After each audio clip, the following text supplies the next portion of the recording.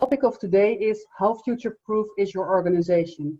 And it's very nice to see that some of you already responded to the question, how future-proof is your organization and where do you want to see yourself in a year? So we come back to that later.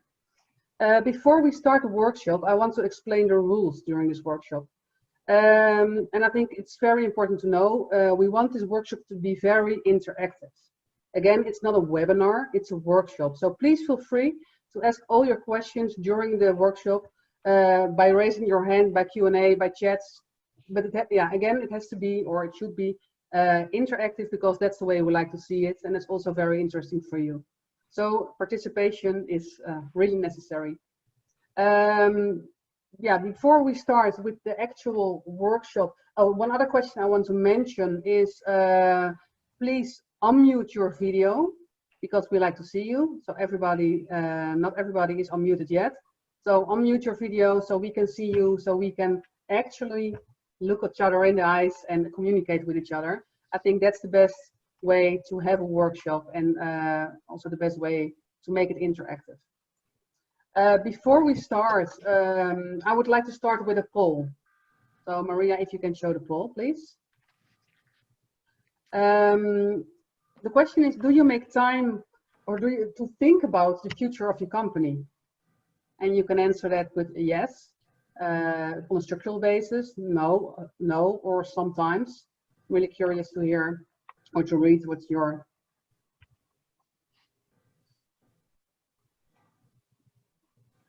Well, what's very nice to see is that, and that's what you hope for, of course, when people join a workshop about the future of your company, that 67% does it on a structural basis. So that's very nice to see, and I'm happy to read that. Yeah, good to know. So, but maybe you can also learn some things about how our speakers do it, because we have three very, very interesting and diverse entrepreneurs who will take you on their journey. They will tell their experiences about being successful in a changing world. Well, for some of you, a well-known face, Willie Fabrega. He's a Belgian friend, entrepreneur, and also mentor at SCORE. Karine Poussin, the name already mentioned that she's from France. She's the managing partner at Flow Paris Bakery. Later, we will hear more about her and what she's doing. And Duncan Ooyevaar, founding partner from Open Books.Works. He is located in the Netherlands and hoping to open a shop soon in Houston when things are possible again. Willie, we're very curious to hear from you. What's the story behind your quote? The higher the goal, the higher the success rate. So please, the floor is yours. Yep, okay, here goes the story. In 2001, I was a CEO of a company, billion-dollar company making pumps and valves for the oil and gas industry, the water industry, and the power generation industry. And as part of my prospection, I went to visit the company in Monterrey, Mexico. Small company, at least for my size, $120 million making pumps, only that. Interesting technology. They had also a casting and forging capability, which was of interest to me. And I made a proposal an offer to acquire them, to be part of my billion-dollar company. We discussed for quite some time, but we didn't conclude. But in the meantime, I made pretty good relations with the CEO, my friend Cesar, and we parted on good terms. So a couple of years later, I left the company, and a year later, Cesar called me back and said, would you be willing to do a strategic planning session for us? So I went over there, spent 2 days going over their manufacturing plans, their organization, the people, the finances, their marketing, everything.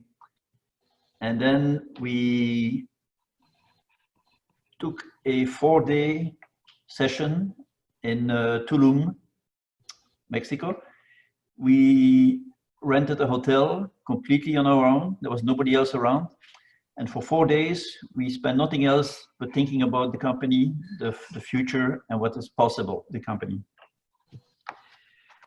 Basically, what we did, we came up with a plan to take the company from 120 million to 240 million.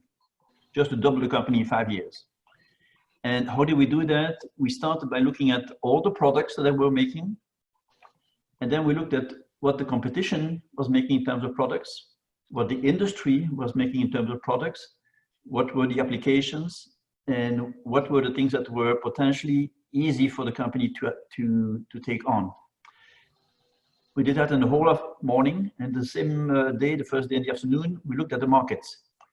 We looked at who does what, where are the markets, what are the size of the markets, what are the applications, what is the difficulty of moving, for example, liquids or acids or gas or other things, and where could the company potentially invest in to get products in those product lines. And then the second day, we spent most of the time on the operations. What are the factories? What are their capabilities? If we expanded and doubled the capacity, where would we have to invest? And what else do we have to do in terms of engineering and operations and all that? And then the third day, we started to work on small little groups, item by item, topic by topic, working the details on how we would do it. And by the evening of the third day, we had a plan in place already to double the size of the company. It was logical, it was well understood by everybody in the team. And that evening, the dinner was just excellent. There was rumor all over the place, there was discussion. And then the fourth day, we sat down, group by group, small little groups, and we worked on the detail of every single item, who's going to do what, where, how much, by when, and so on. Willie, can I ask you a question? Sure. What's the difference between step 1 and step 2? Can you explain that? Yeah, there were 3 steps. First step was in 2003. The second step was in 2008. And the third step was 2013. So I'm still here in the first step, to try to explain how the different things that we did to get to the first strategic plan.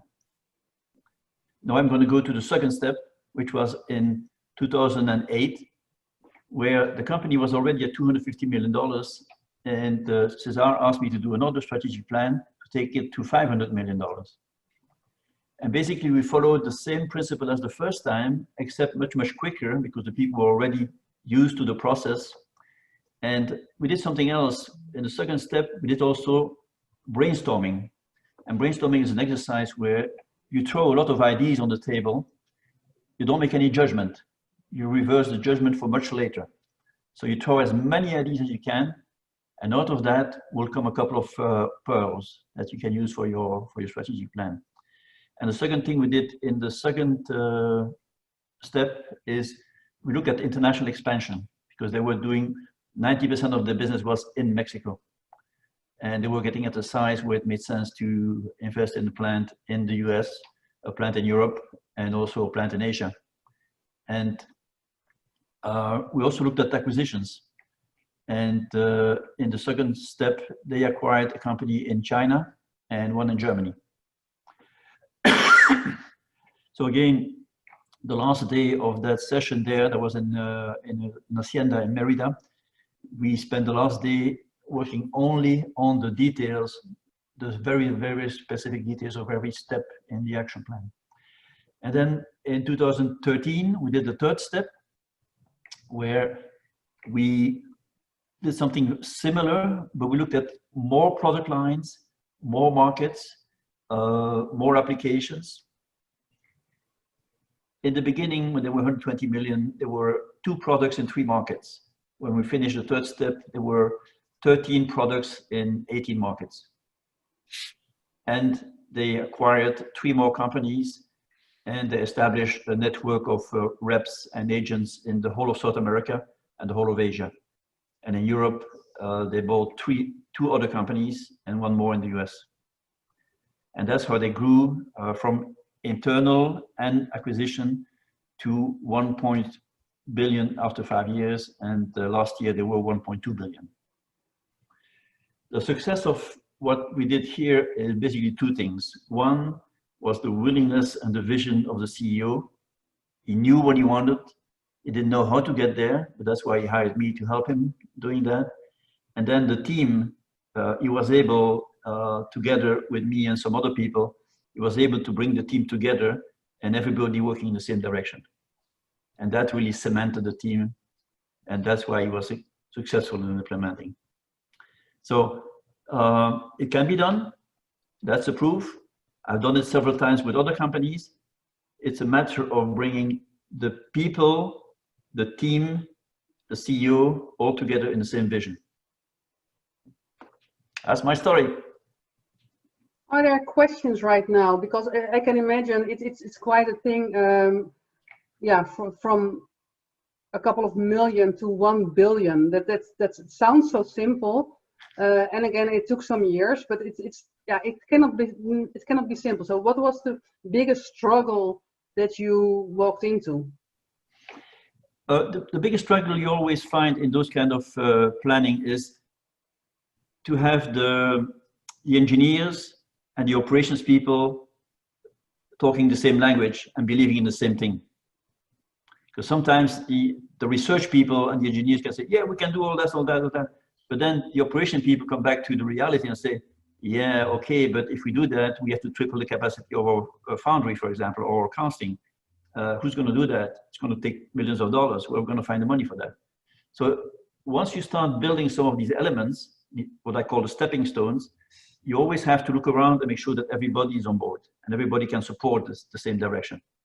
That is very, very important. Because if one group doesn't support it, it's not going to happen. Are there questions from the people, the audience, so to say? And it's a little bit hard to see everybody because of the presentation. But are there any questions right now from the group? And if so, just unmute yourself and ask the question. Willie, from how many employees, or how many employees did you start and did you end? At the he had 135 employees in 2002, 2003. And I think today he has 1,600. So that means also a lot about the leadership of the organization and having the right people. So yeah, how fundamental. Absolutely. How did you select the people on that? When he did some acquisitions, for example, in Germany, he bought a company with a very good team already in place. And that helped him solidify his position in Europe and finding markets and finding outlets. And he brought some product lines from Mexico into Germany also to approach other markets. And that went very well. There were very good engineers and very good marketing people there. In his own country, in Mexico, he basically hired a lot of young people from university. University of Technical University in Monterrey is pretty good, has a good reputation in Mexico. And he hired a lot of them and they grew to the organization. And after 10 years of experience, they were very good. In the US, he bought 3 companies. One had a very good management team, the other 2 less, but he finally integrated them all into one company in the US with 3 subsidiaries. And give the responsibility to that good management team, and that worked well also. And in your different company all over the world, did they have any chance to meet each other once a year, twice a year? Yes, in fact, he did that systematically. Every year he went. The first time in 2010, everybody met in Germany because he had just acquired a German company. Then in 2011, he met in Hong Kong because they had acquired a Chinese company and an Indonesian company. And the year after, they met in Mexico and then in the US, and he kept rotating like that. And is there any possibility for employees to turn also from one location to another location inside the same company? Not so much, no.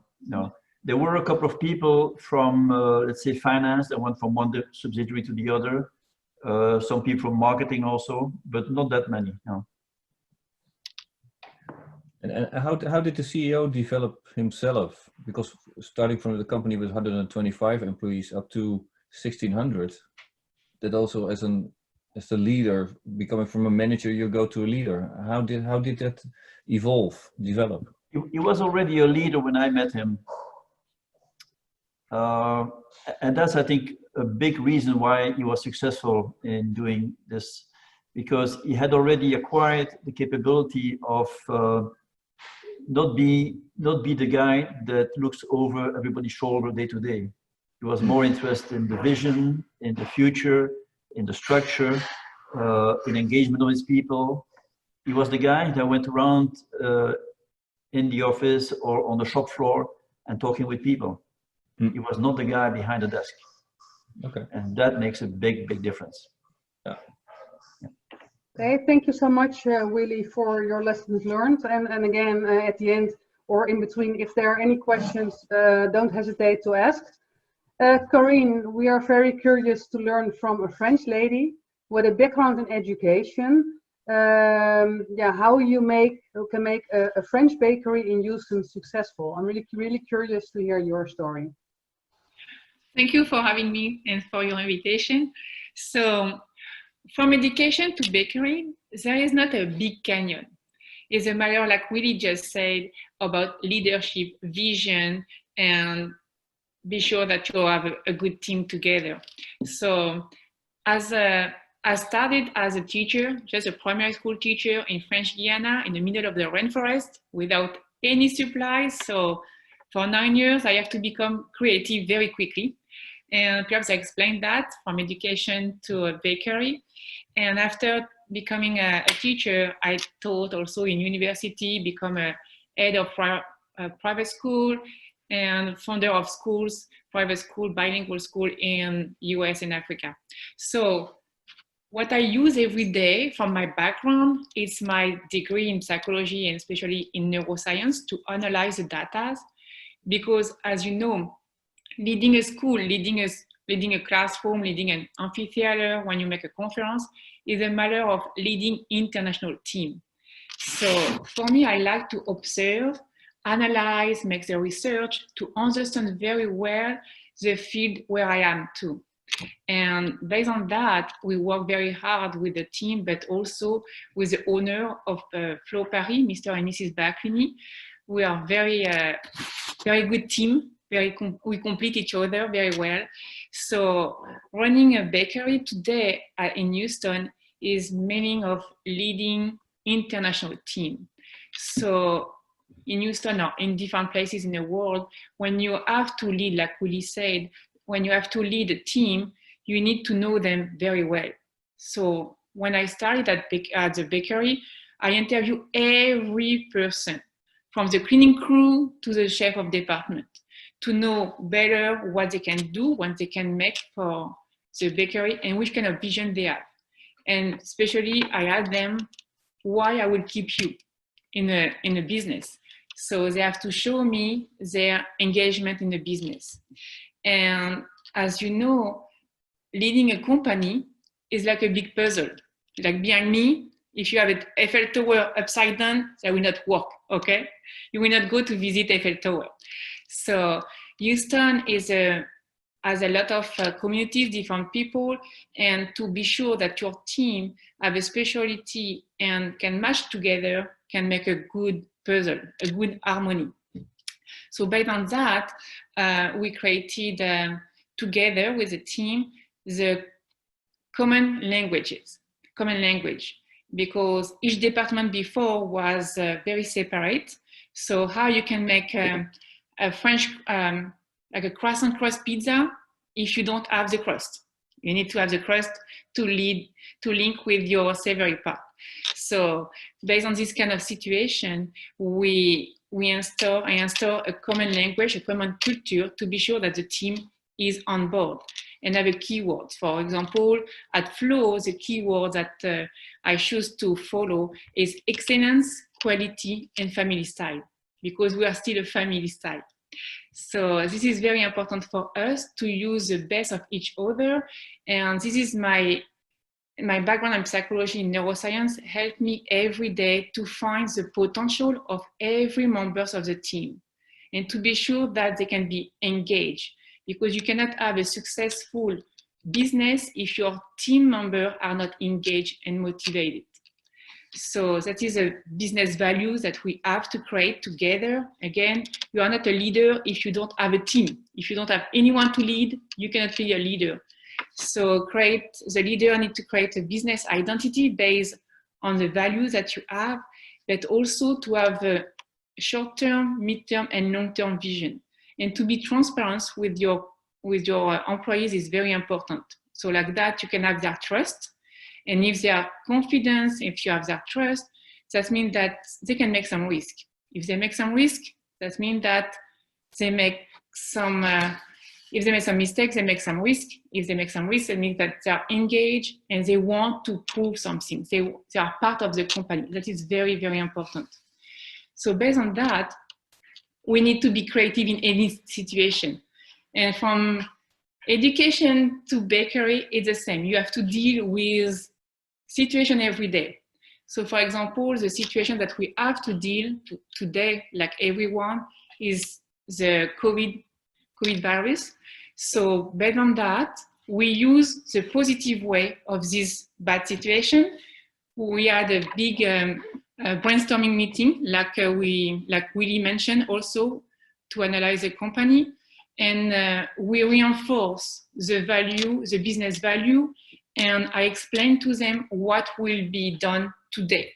Do not be scared, you will not lose your job, but we have to make an effort together to reduce your hours to have a long-term vision.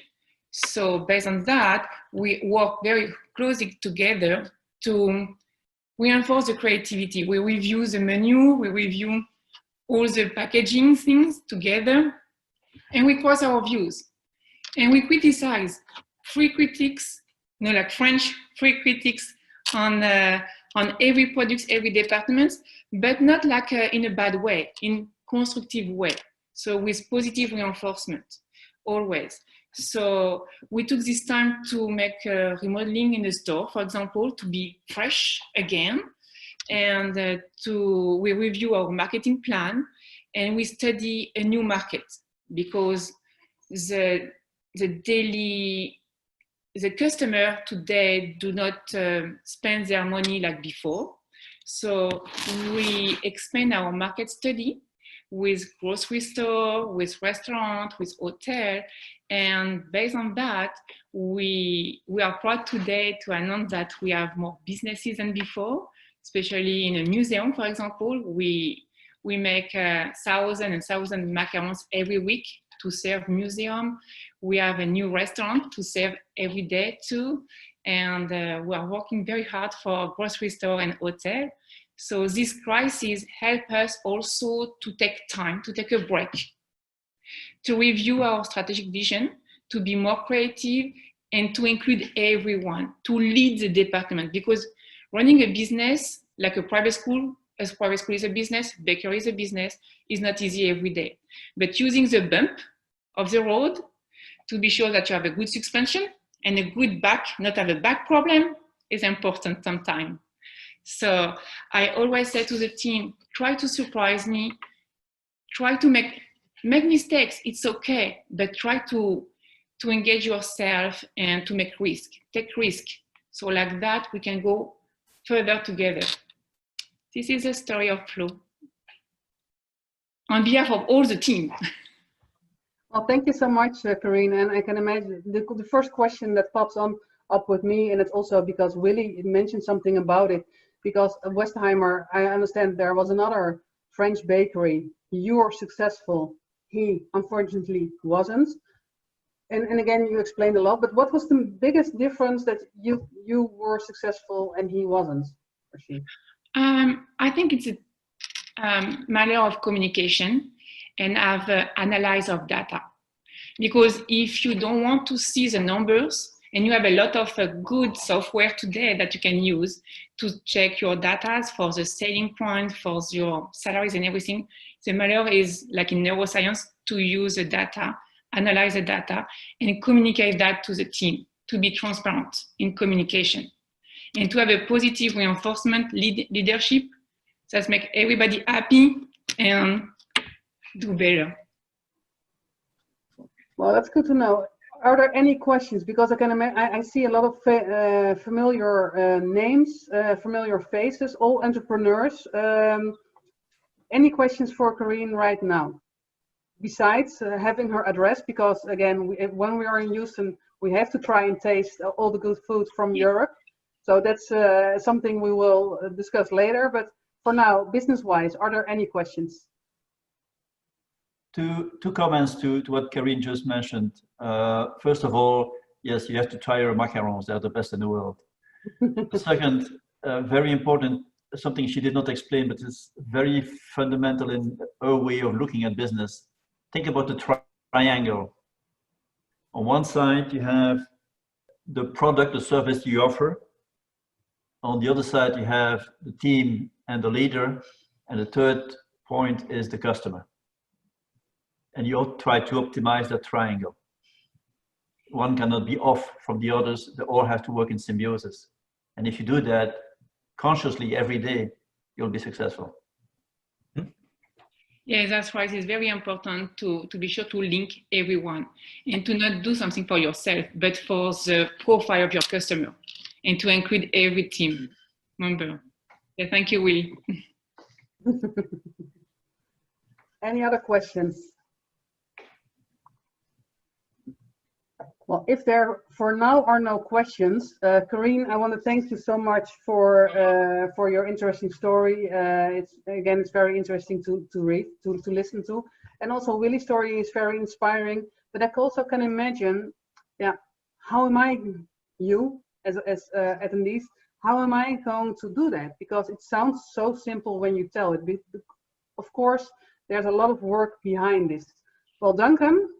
Your organization, Open Books, is all about improving companies and thinking about their future. So you're going to take us on a little journey how we can become more savvy.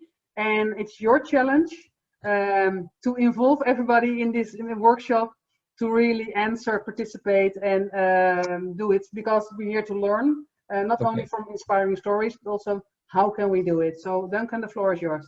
Okay, thank you, Saskia.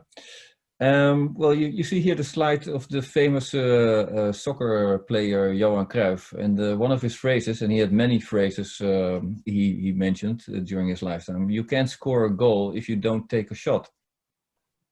Well, what do we mean by that?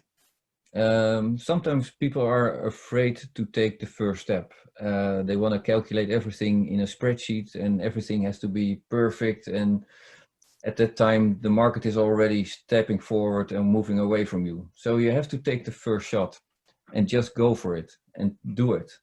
You also say ready, fire, aim.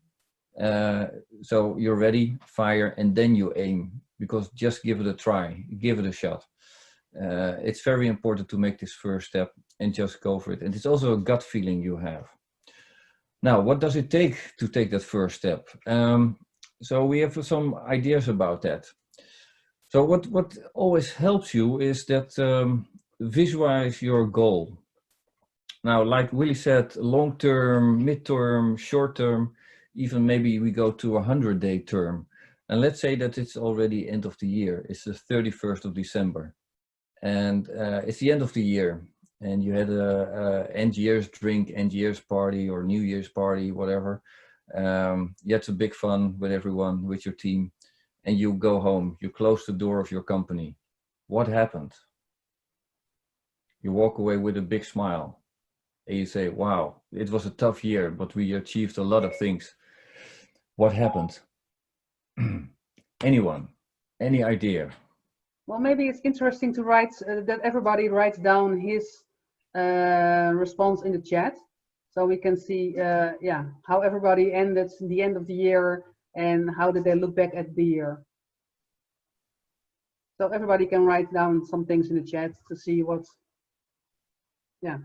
how you would like to end or ended the year. So is it you made a lot of profit or that kind of thing? But what really happened? Because profit is finally a calculation. Peter says something here. Get the project with the clients I want to work for. Okay. Better than expected despite COVID. Nadine, any ideas from your side?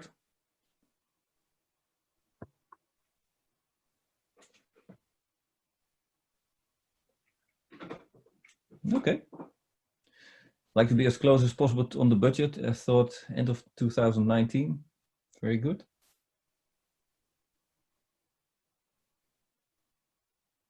Anyone else? I see from Nadine, establish valuable and lasting customer relationships. Yeah.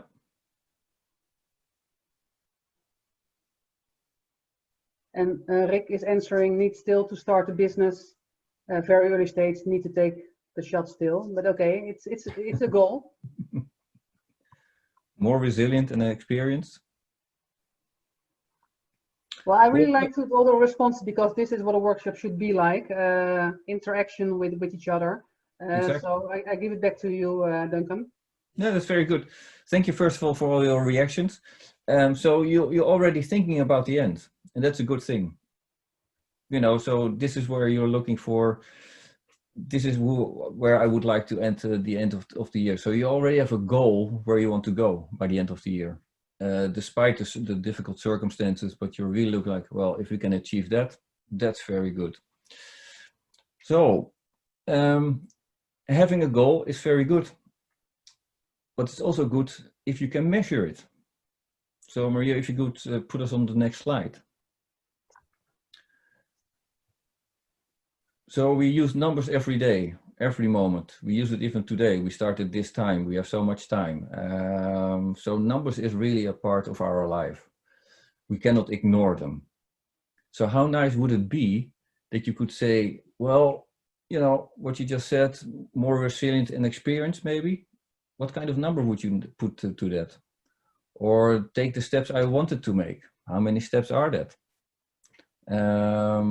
Have the same visibility or get visible this year. What are the numbers you would like to put to that? So if it's 10 more clients, or we increase the visibility with 10%, or I took the steps I would like to make. Well, there's a lot of 8 steps or 12 steps, I don't know. But what kind of number would you like to achieve by the end of this year? Could you give any idea on that? Or give some feedback on that in the chat?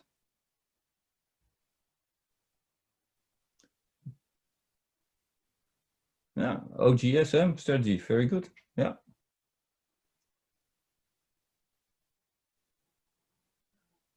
I see that Corinne is talking about an app. Maybe if you have some examples of those apps, Corinne, always feel free to put them, to write them down in the chat. I think it's interesting, or maybe afterwards. Digitize business issues. Peter, could you elaborate a little bit on that? And of course, you can unmute yourself. You also unmute. I will. I did. Well, there are certain things that you can do, let's say written, or get back what you have to do, what can be done by a computer. Even if I think that a lot of personal interaction is always the best, but sometimes some elements in your business you should digitize so it doesn't take your time and you leave it up to the computer. For instance, with the use of AI, did I say it correct? Yeah. Where things can help you much easier. Okay. But concerning about the taste, about the macarons from Karine, I want to challenge that one if they are the best. But that's another thing. You have to get over to Houston to taste them. No, she just needs to send some, and I will put a link with some sake or with some wines as added value, but we talk afterwards. Thank you. Edward, if you don't mind, could you tell something about your OGSM strategy plan?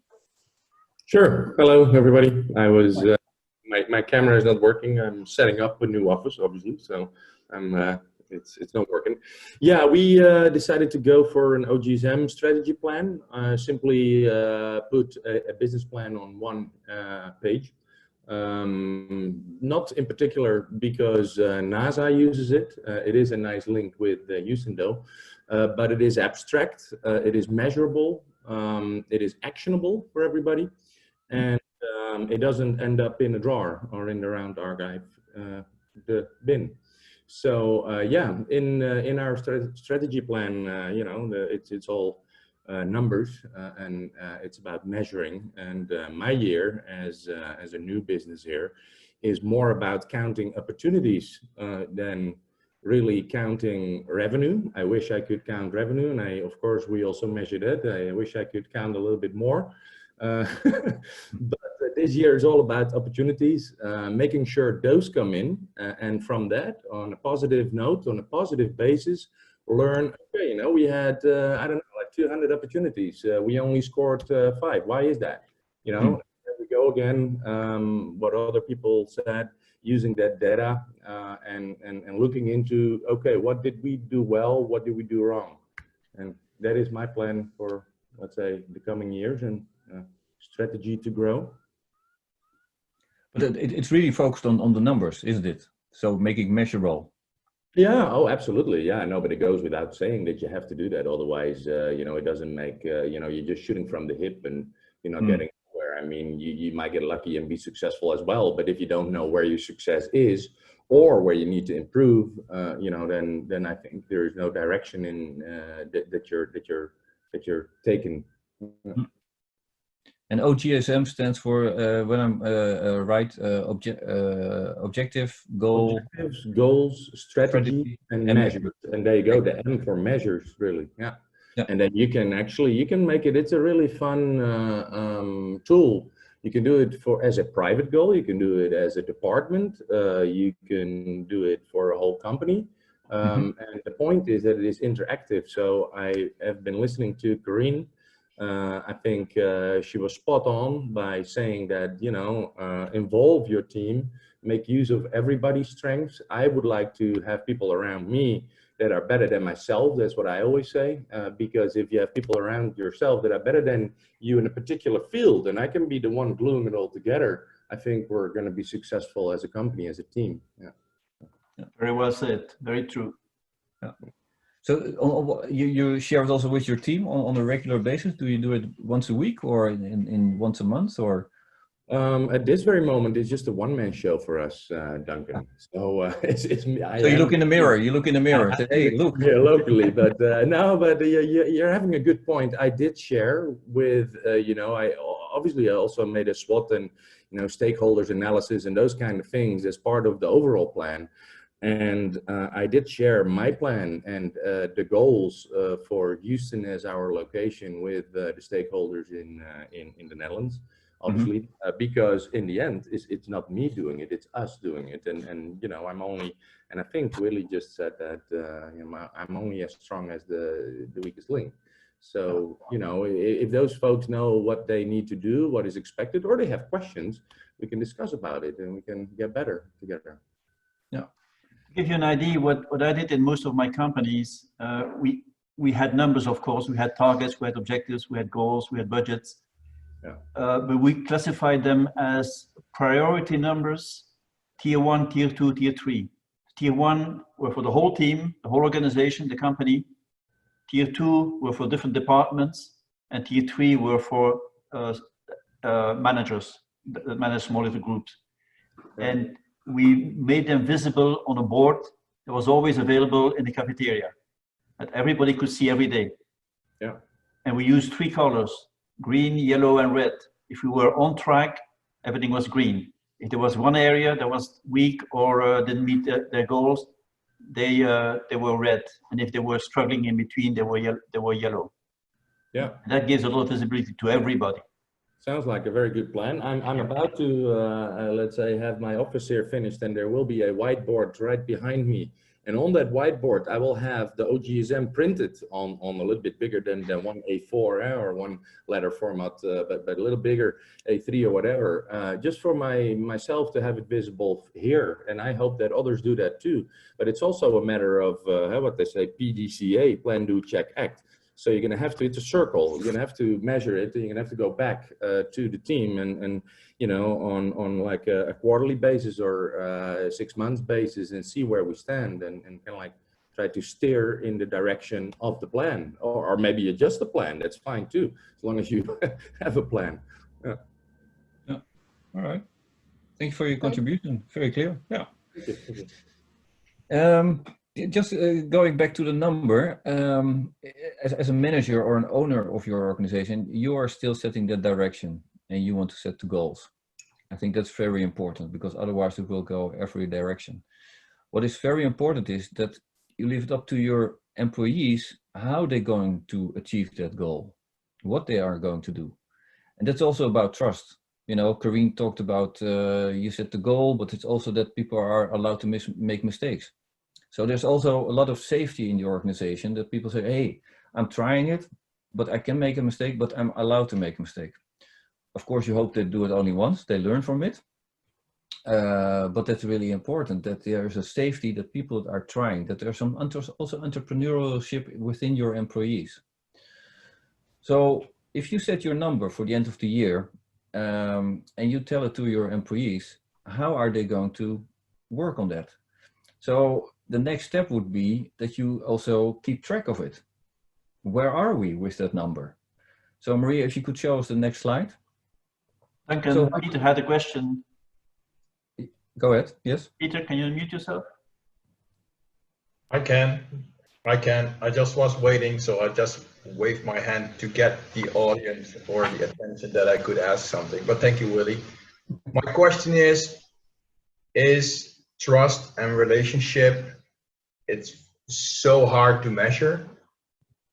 I talked this week with Saskia about certain things. She knows more, but trust and relationship nowadays is, for me, as I speak at this moment, I think it's my key factor where I get people with me. It took me, for certain clients, more than 5 years to get them pulled in with Japanese or wineries or sake breweries, or, well, it sometimes, even today I spoke with a Dutch international company. They're the second largest producer of something, and I just shared some information with him, and he said, you're spot on. And it's more like, but how do you go with that? Because it's not measurable, and I really think it's so, critical. It's essential, crucial, exactly. And Karine would like to say something. Karine, can you unmute? Yes. So if I may, there is something very important in psychology social that we said we cannot expect the same thing from everyone based on their culture.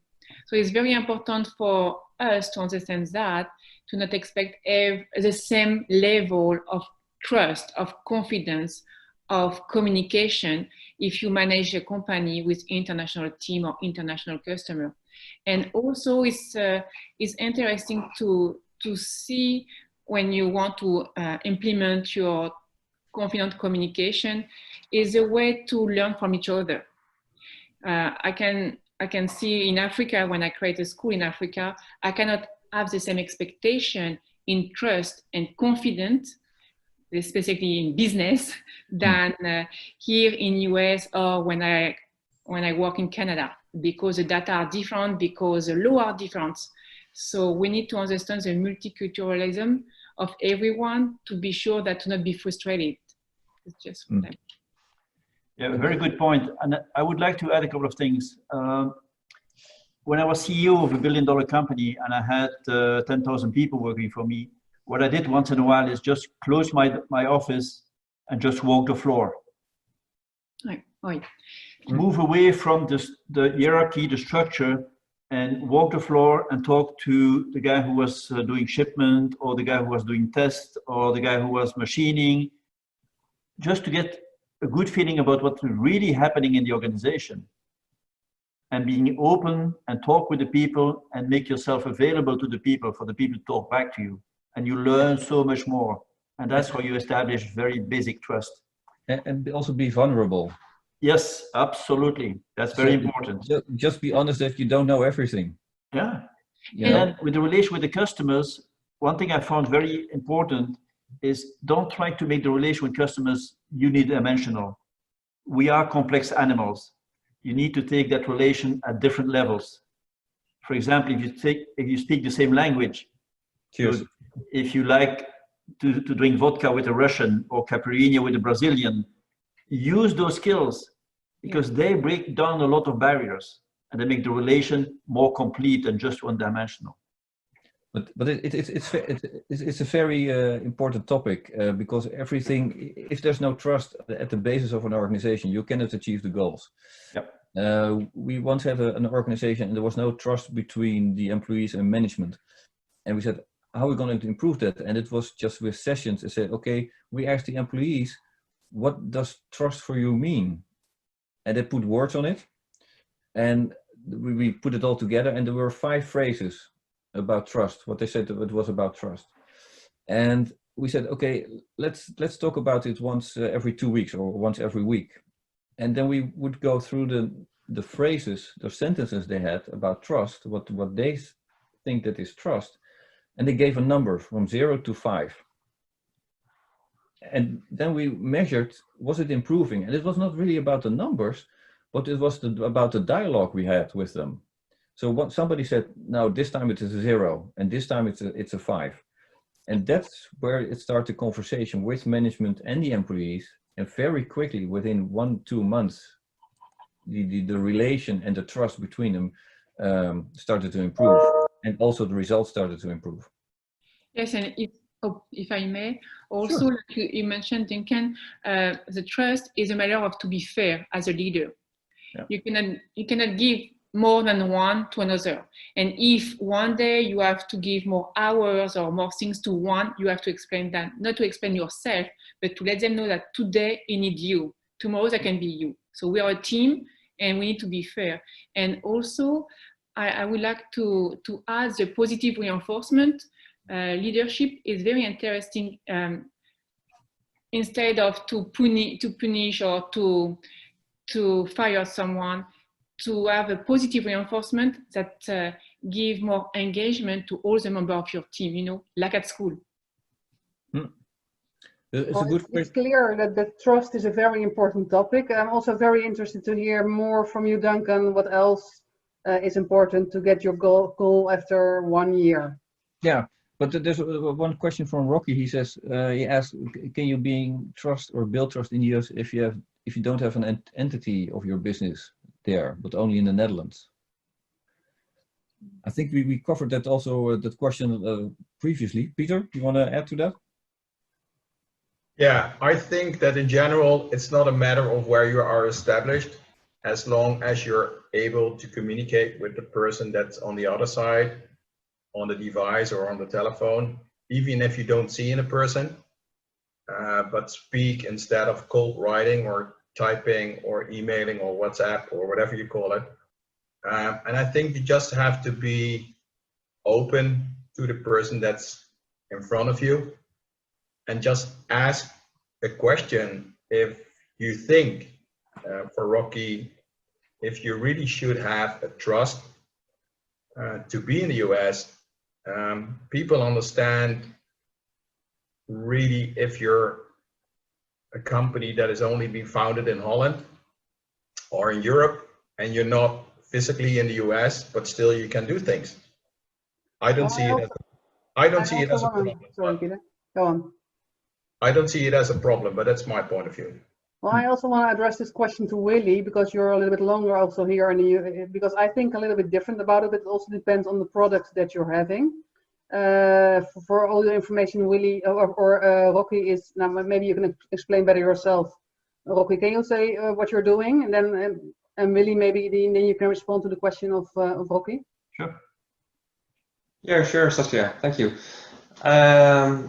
My question is related to this. 10 years ago, I started my own business, Dutch Animations. It's an animation studio located in the Netherlands. So we make animations, videos, and infographics for companies, which they can use in, for instance, the US to explain their product or service. So it can be very useful for them. But like I said, I'm doing this for almost 10 years. and I'm exploring my opportunities in the US at this point. But I'm not having a business entity over there. I travel a few times a year to New York. I've never been to Texas, unfortunately, not yet. But I spoke to Saskia in the Netherlands last year. So yeah, I was wondering, can you build trust? Can you find clients? Can you find partnerships over there if you don't have a legal entity over there and only have a business in the Netherlands? Rocky, let me try to answer that question. I have, Yeah, for the moment, I work for an organization called SCORE, Service Corporate of Retired Executive. What we do here in the US is we help young entrepreneurs start up their company. And we help here in Houston every year between 5,000 and 6,000 companies to start up. Mm-hmm. But we also help companies who are in business who are trying to expand. And for the moment, I have 7 clients, one from Australia, one from Sofia, Bulgaria, 3 from Budapest, Hungary, 1 from Romania, Bucharest, and 1 from Germany. Coming to the States and trying to establish a beachhead here without any person here. And what we do, we help them with contacts with potential customers, potential partners, potential agents, distributors, whatever the company wants and needs. And I have been doing that for at least 10 years as the chairman of the Belgian Chamber of Commerce now. Now I do it for SCORE. But those, what we call landing pads to help companies establish themselves and make connections here, we can help you with that. One of the keys that you will find out in the States is knowing people and being referred to people opens doors. If you don't have that capability, it's very, very difficult. So reach out to me anytime. You have my my email and in the chat. I'm more than happy to help you. Okay, thank you very much, Willie. Thank you. Okay, thanks, Rocky, for your question, and we'll stay in touch as well. Yeah. Duncan, the eyes, they are intriguing. Can you tell something more about the eyes? Yeah, well, as I mentioned, I think management is still setting the direction. What would be the number at the end of the year, for instance? But it's up to the team to achieve that goal and to achieve that number. So how nice would it be that the team also makes their own scoreboard, that they keep track of their progress, and that they show how proud they are what the progress they make. So the scoreboard you see here, it's about financial transparency. There's an organization in Houston that said, well, we need more financial transparency so we can improve our work. We can sell better contracts. We keep track of them. We know about the cash flow, very important these days. And they said, well, we need more transparency. So they worked on that. And you see these eyes, and they're all with numbers in the eyes, little 1 and 2 and 3 and 4. And what the team did, they first had the eyes closed with stickies. And every time they achieved, in the 100 days, they achieved one of the milestones, they took away the stickies. So everybody was eager to see those beautiful blue eyes looking at them. And yeah, Peter, just have a good look at it. And not being, but it was designed by real engineers, engineers. They came up with this beautiful scoreboard. So you already see the fun. I see the smiles on your faces. And it's really important to make also some fun out of it. So what is the scoreboard? Let the team decide how they make their scoreboard, how they keep track. What is really important is if they keep you as a management team up to speed or up to date where they are, that you also force them to think ahead. So what do you need to achieve the goal? Are we going to achieve the goal? What do we have to do?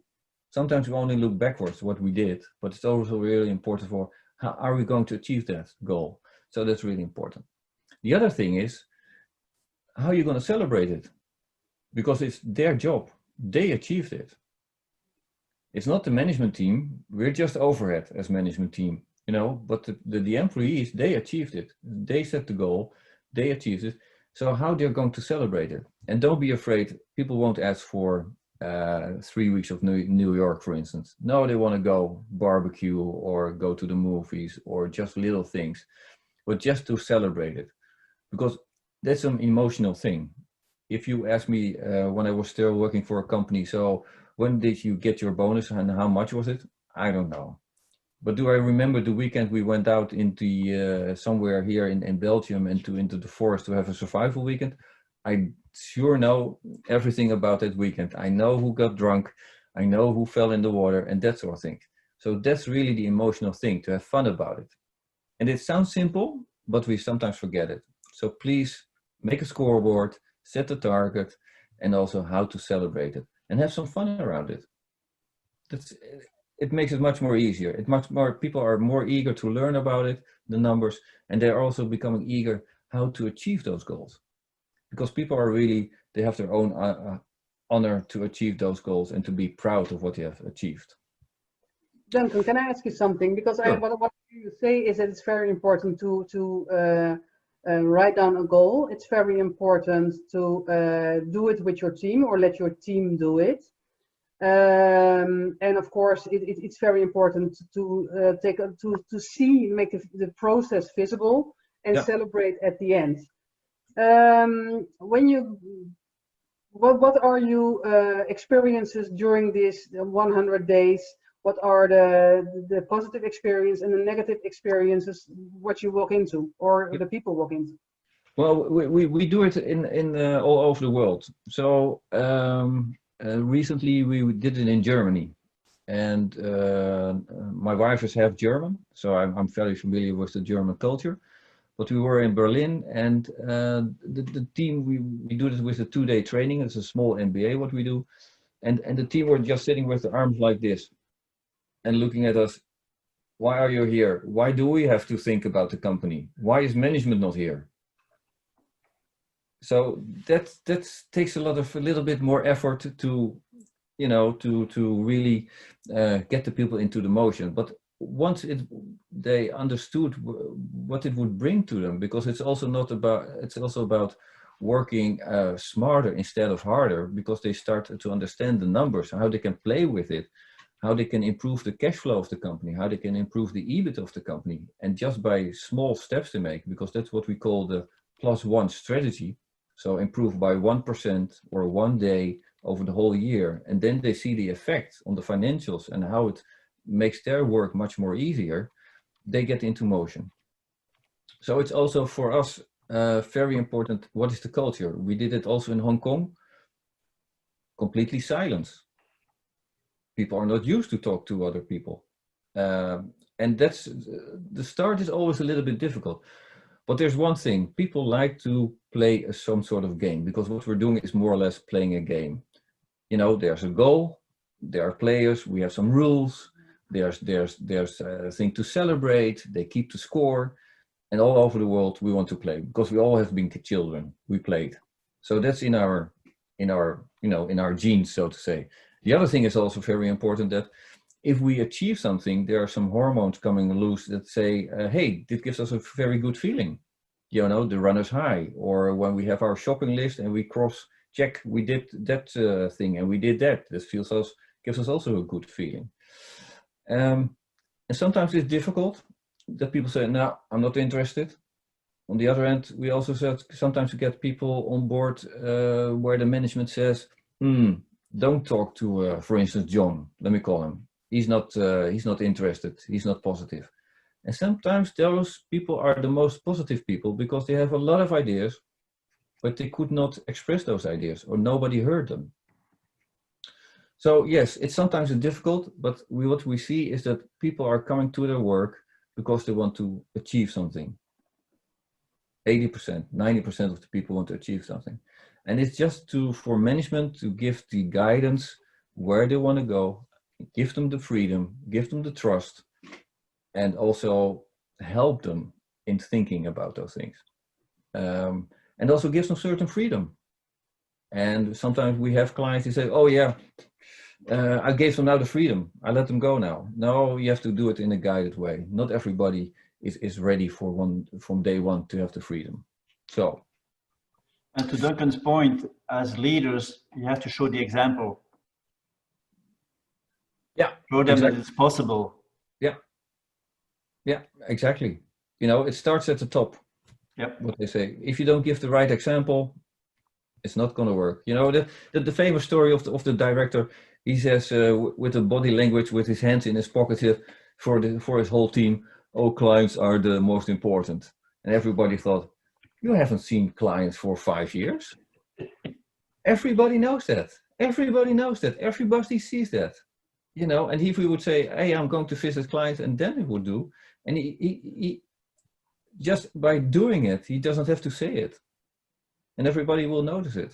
So it really is important how do you act at the top. You give the right example to your Duncan, employees. can I ask you something? Do you mind unsharing the screen so we can have the discussion with each other and see each other a little bit better? Sure, no problem with that. Just unshare. Yeah, okay. Yeah. So now we see each other a little bit better, and I'm it's all of a sudden. Arjan, some question for you, because we've been talking to each other as well. You have plans also going to Texas. When you look at the future, what are your plans, and what did you learn from the people talking about all the different ways to be successful when you have a future-proof organization? Yeah, can you hear me? My microphone is working. Yes, we can. Okay, yeah, okay, good.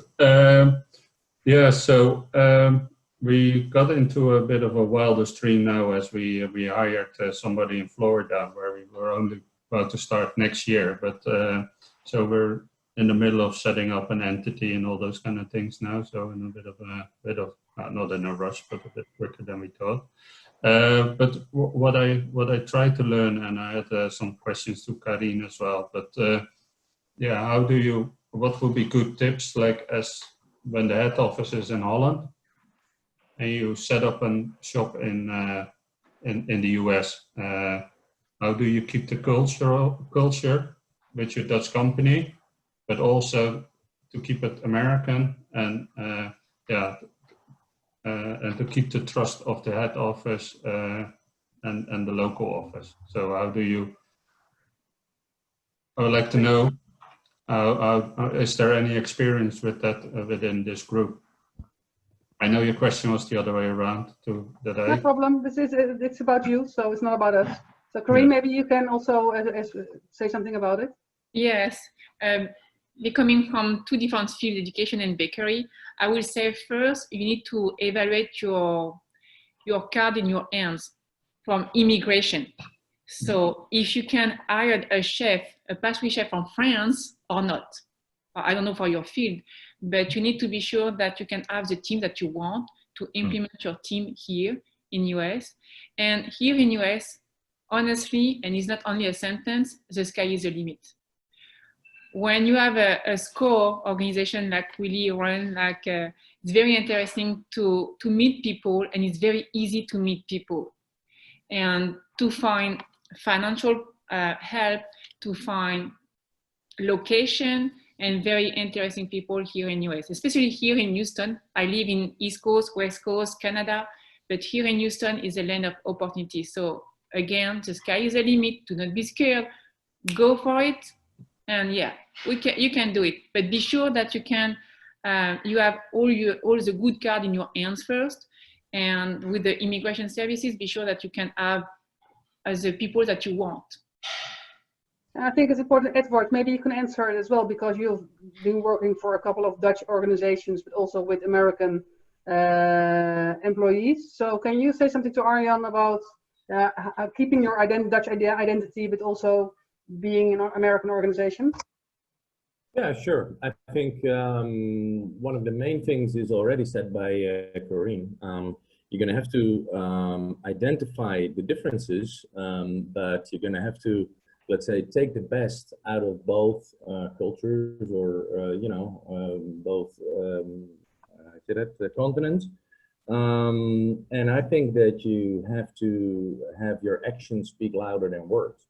So you can do it from a distance, like we are all these days with COVID, doing stuff from a distance. And I think now more than ever, and that also translates to your situation, being abroad and doing business here, you're going to have action speak, and invest time in relationships, and you're probably doing that. You're doing this already for 10 years, I heard, so that is great. But if you invest time in a relationship, and I just put that in the chat, a good example was Bill Gates making a cake, or probably only the movie of baking a cake for Warren Buffett. it's respect. It is about let's say investing that time in that relationship, making sure that the other party sees and feels that you find it very important. And if you are able to do that from a distance, I think you can certainly be successful from a distance as well. I do also feel that it is good to be here, to be, to be one of them as a person.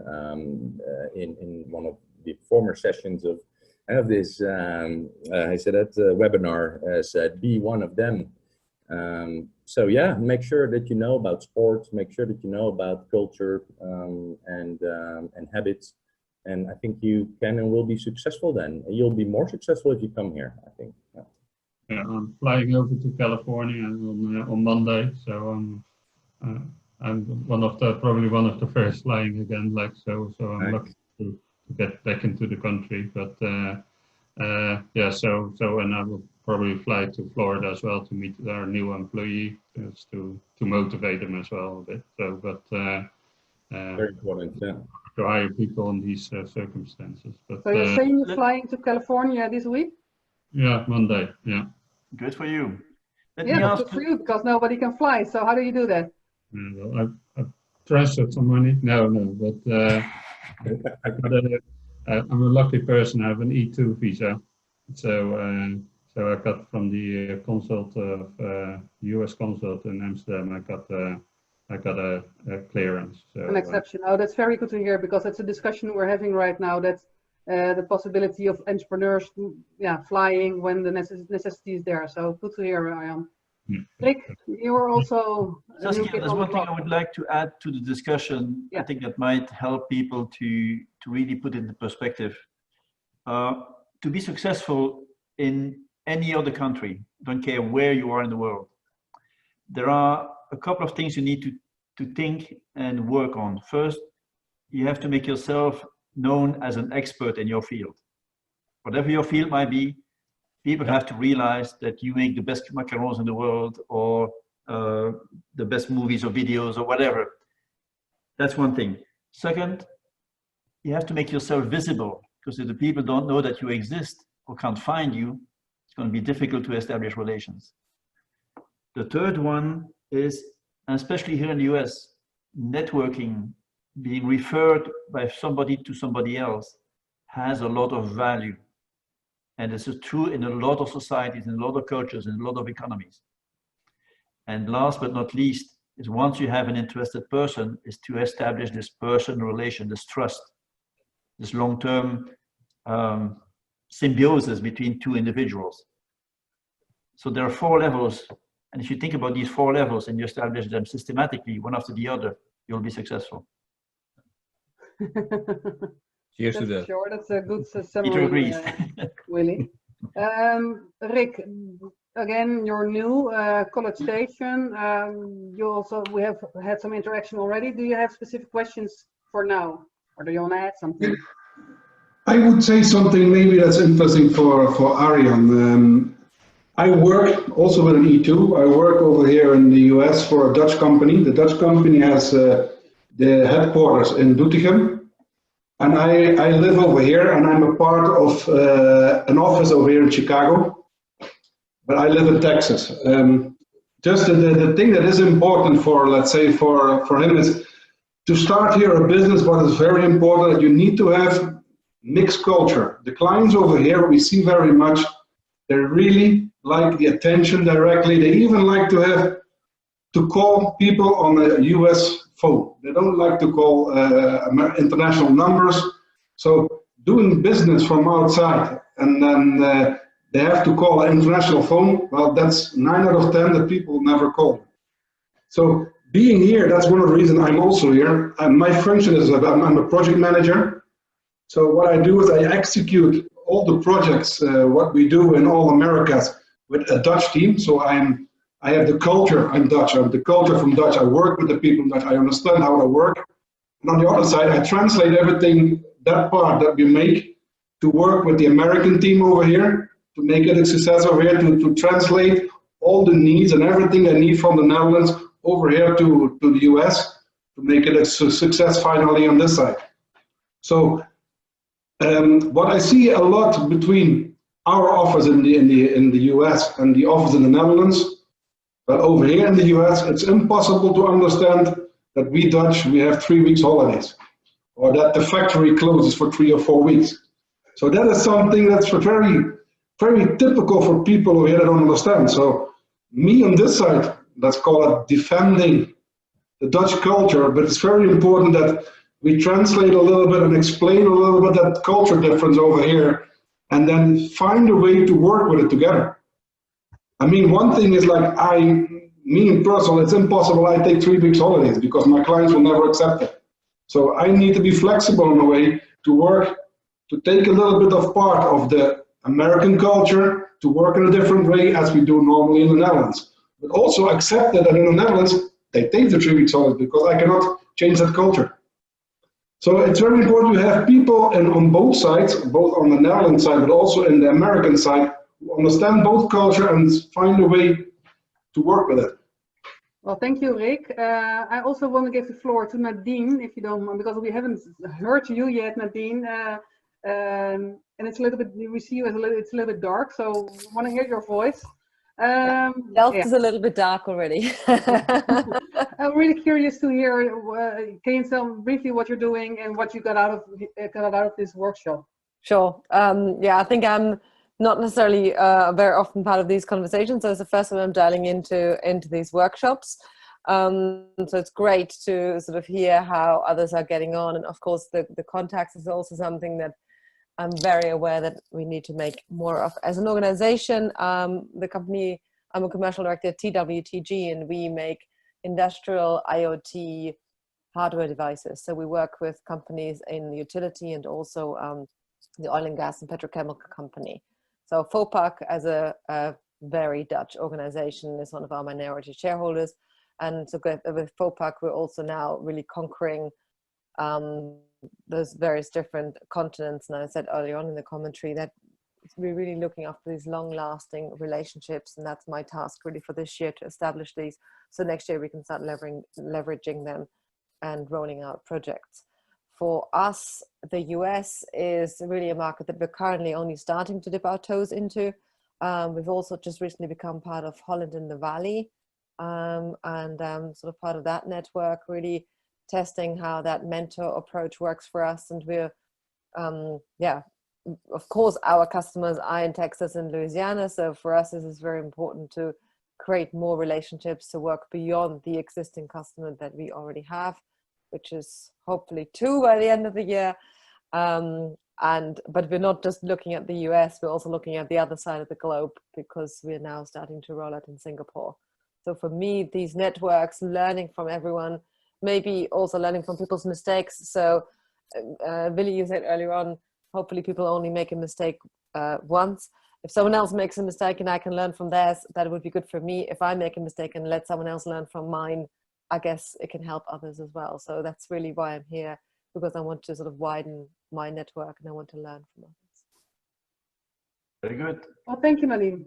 Before we wrap up, is there anything what anybody wants to say, mention, or ask? Because now... I have one giveaway. Yes, so how do you start tomorrow? With your number. Very good. And before COVID time, my story was always put a number on a piece of paper, as if it's an 8 or 21, whatever. Don't put any percentage or a dollar sign or a euro sign with it, and place it next to the coffee machine, or put it in the restroom. Just a number, and wait for a week. And there will well, maybe be everybody can write down his number in the chat, because I'm really curious, and maybe say what the number represents. Yeah. I think it's. And then just wait for a week, and the buzz will go on in the office, or maybe now over Zoom or Teams, or what's going on. 8 more holidays, 8 more clients, whatever. And then at the end of the week, you get everybody together and you said, hey, do you see this number? Do you recognize the number? And everybody said, oh yes, and they put something on it, you know, made a face out of it or put other things on it. And then you start explaining. And that's where people get interested in the number. And then you can start, okay, how are we going to achieve that? Shall we make a scoreboard? What does it do with the financials? And that's one of the first starts, little steps to get people more involved with the numbers. So very easy, just get the number. It doesn't have to be right. Just get a number where you say 8 more clients. I just mentioned it. Duncan, what is your number? It's 8. And why? That's why I mentioned it. What's the 8? Can you explain? Well, we want to have 8 more locations within one client we're working for at the moment before the end of the year, but that will be a challenge. Rocky, 100 and thousands. What's that? I'm sorry? I would like to be ambitious, so it would be my annual profit number. Okay, well, that's very. And then we go to Willie. You have 1. So Willie, what's yours? Just want to be the best at whatever you do. Be number 1. Yeah. Well, yeah. Well, I can be there. One better more than before. Yeah, it's also good. I'm still missing some numbers. Arjan, what's going to be your number? I already have all kind of numbers, you know, different clients I have to visit. So I already have, because I'm leaving on Monday, I have that all on paper. So for me, it's just have to tick them off as I go along. So I can write down 20 and 40 and 10 to you, but I have a list of clients and specific areas that I like to visit and at least talk to them. Don't have to be all the clients yet, but do the networking, as Will was saying as well. So. Well, it's good that you have it visual for yourself. And Edward says of course there are many numbers. I agree. But what Duncan I think is saying, you have to start somewhere. Yeah. Start today. That is what I heard you say, Duncan. So start with a number. Am I correct? Yes, that's correct. And Peter wanted to say something. Yeah, but I just wave my hand so I get the attention. Not that I need the attention, but I just want to be politely, not to disturb other people that are shouting. I think it's not related to make a figure or a number. It's more like progress and move forward. But also look sometimes behind and just turn your back and see what you all have done in your life and did established and got over. We forget sometimes. I don't get philosophy now. I'm not drunk, but sometimes we only think that's in relation to numbers, or we need to score, or we need to get the goals. But just, let's say, feel, see, hear, experience. I think that would be great. Well said, Peter. And the way I've always looked at that also is look at the trajectory. Where are you coming from, where you are now, and where you want to go. Exactly. And make sure that trajectory makes sense. Believe me, it's not just one straight line, but I've been up, I've been down, and there's a nice Dutch saying, it doesn't matter how you come there, or the road itself is also a journey. So absolutely. Yeah. But Nadine has a question, is there any way of sharing attendees' email addresses, and does everybody mind, or can we share all the addresses for the people who are here? No problem. Very good. Okay. Duncan, do you have a last uitsmijter? Yeah, Peter. No, the only thing is that I have 3 bitterballs here waiting for me. Oh no, you're serious. Real Dutch bitterballs. Yeah, well, thank you for letting us know that they still exist and that we cannot eat them. Peter, yeah, you were raising your hand, so.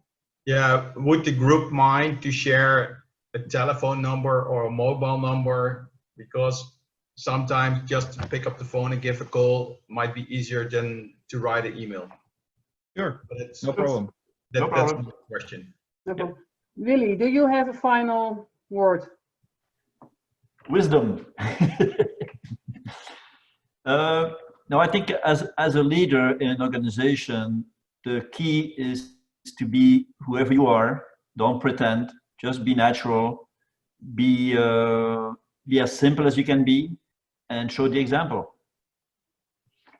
Okay, thank you. And Karim, do you have some final words? I will say be humble and try your best. Yep. And help the others as you can, because we are here on the earth for that. Mm-hmm. Well, what I want to conclude as well is that because during this whole conversation, a couple of things were mentioned that they are very important when you think about the future of your company. First of all, I think, no, not first of all, but communications is a very, very important one. What Karim was saying, of course, humble leadership as well. Then visualize, it's a very hard word. Visualize what you want to achieve and make a scoreboard.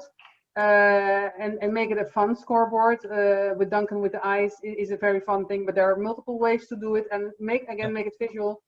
And last but not least, and then also take a look at Peter and the way he's doing celebrate life, celebrate results, celebrate success, because I think that's very important, and it sounds very easy, but we often forget to celebrate. So I think these are the most important conclusions for the discussion. And again, I was very happy to see the interaction. It's always a little bit hard in the beginning to start doing that. But thanks again for being here. If there are any questions, you can find us in the next slide. With different ways on social media and everything. We will share the email addresses, phone numbers, and everything if wanted. Corinne, the people who are living in Houston have to come to your bakery, so we definitely will.